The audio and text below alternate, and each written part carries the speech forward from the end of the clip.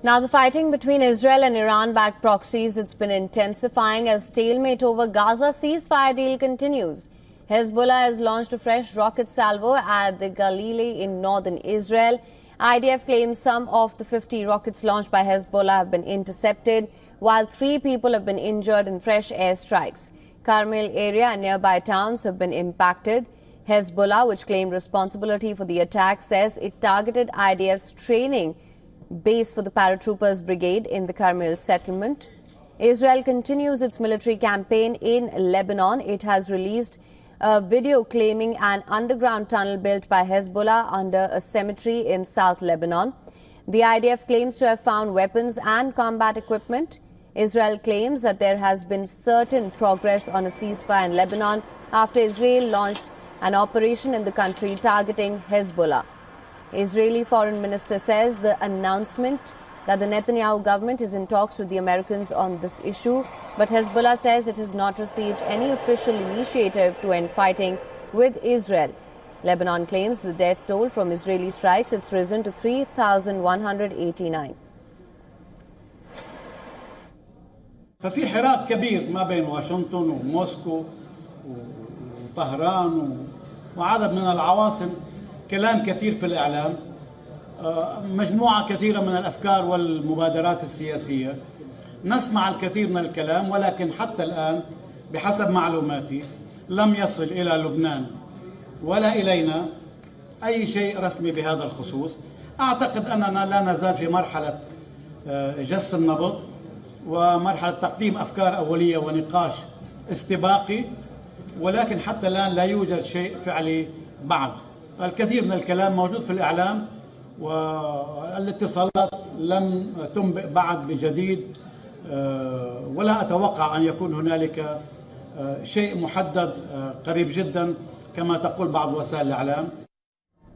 Yemen's Houthi rebels claim that they've launched a missile targeting Israel's military base. Houthi spokesperson claims the group used a hypersonic ballistic rocket named Palestine 2 to target central Israel. The Iran-backed group says the strike is in response to the ongoing hostilities in Gaza and Lebanon. In response to the crimes of the Zionist enemy in Gaza and Lebanon, the Yemeni armed forces will continue their military operations, and these operations will not cease until the aggression stops, the blockade on Gaza is lifted, and the attacks on Lebanon come to an end.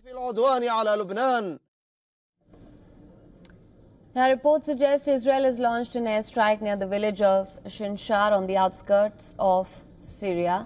Israel reportedly targeted weapons depot military sites linked to Iran. This comes a day after Syria claimed at least 7 killed in Israeli airstrikes near Damascus. Allow me to correct myself. That's on the outskirts of Homs in Syria, as you could see on your map just a short while ago. Moving on then, a Britain-based war monitor says that Israeli attack targeted Hezbollah figures in the building where Lebanese families and members of the movement lived.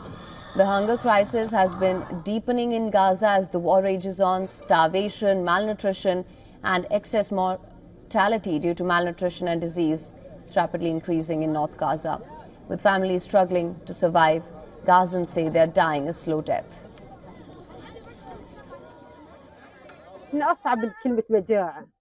I swear we wake up every morning filled with worry. We wish it could stay night to just sleep and not wake up, so we don't have to wonder what we'll eat or drink. We are living a slow death.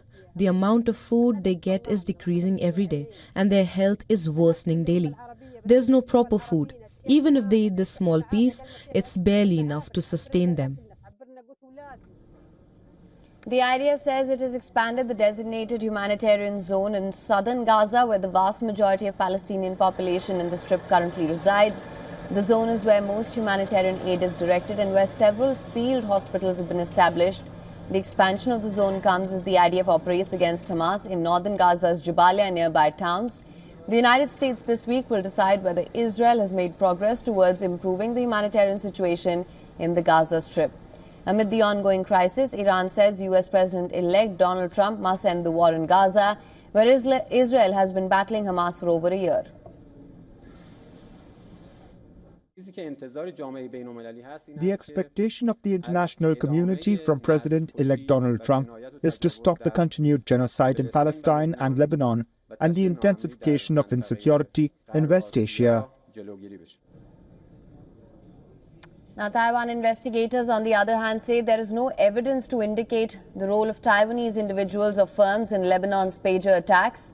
Taiwan's statement, it came a day after Israeli Prime Minister Benjamin Netanyahu claimed responsibility for the deadly attack in September that killed at least 42 people and left over 3,000 people injured.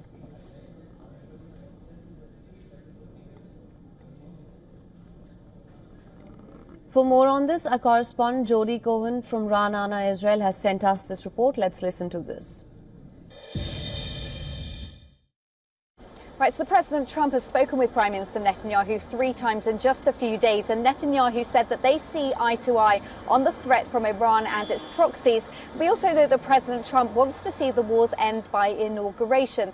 Now, I've spoken with President Trump's evangelical advisor, Mike Evans, and he told me that before inauguration, President Trump wants to see Israel defeat Hamas and Hezbollah and deal with the Iranian regime. And he said that that means targeting Iran's energy sites to bankrupt the Iranian regime so that they can no longer fund the terror groups.